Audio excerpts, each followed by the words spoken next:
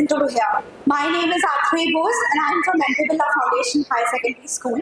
Well, today we are going to set out on a journey to explore the fantastic world of decision making. We are going to break down the science behind making decisions and the psychology of making decisions. Well, let's say you wake up one day and face the incredibly difficult task of deciding what to wear on that day. Sometimes deciding between a blue shirt and a green shirt seems to be a life-altering decision. Therefore, let us break down the science behind making decisions. Let's come to the foundations of decision making. These decisions are the things that transform our lives from the mundane to the extraordinary. Decision making is nothing but just going about in creative directions about a particular topic, weighing their pros and cons, and then making sure that our choices don't bother us. We face choices in every sphere of life. These decisions range from nail-biting decisions to routine decisions to decisions that are merely strategic and diplomatic.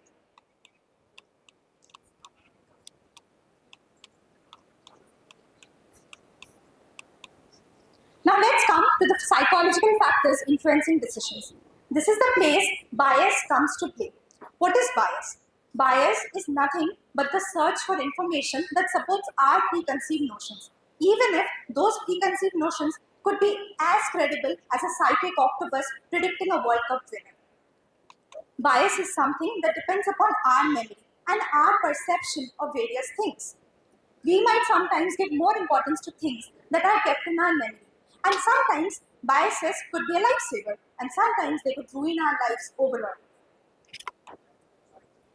Talking about the biological factors behind decision making. Behind the sophistication and the psychology of decision making lies the natural background in our body, the brain.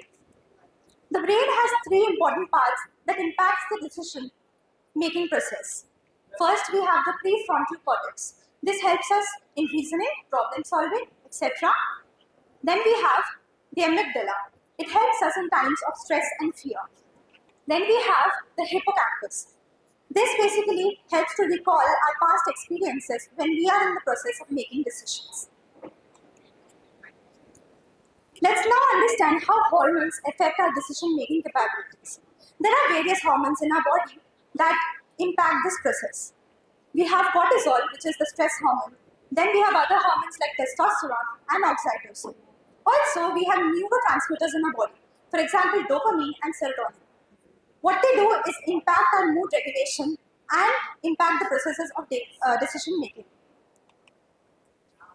Decision making at different contexts. Well, I must say this is the most interesting part. In a world of consumer decision making, marketers have become masterful pessimists, and they make sure that they make us buy that one product which might be nothing but just a mere waste of money. They psychologically manipulate their customers into it.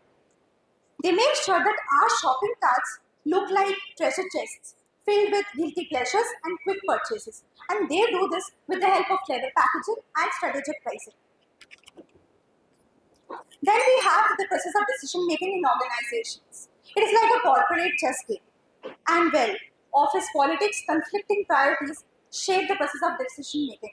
From the trivial decisions like choosing what's on the office menu to the transformative decisions like helping a company financially. Moral decision making.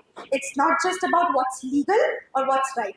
It's about how the society gets impacted about our decisions. We must remember that our decision does not just impact ourselves, it impacts the whole of the fabric of society around us.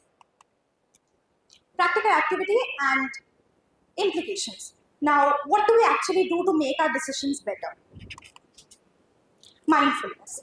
It is the most powerful and the first and foremost tool that we should use while making decisions. It helps us to become grounded when we are making decisions. Then we have the role of AI and technology over making decisions. But sometimes all we can do in life is just trust our instincts, make decisions under uncertainty, flip some coins, and embrace life's unpredictable decisions. In conclusion, I must say that the psychology of decision making is like a carnival through our cognitive corridors. When we embrace and navigate through the twists and turns of life's decisions, we must add a touch of passion, humor, alongside every choice we make. That's all for today. Thank you.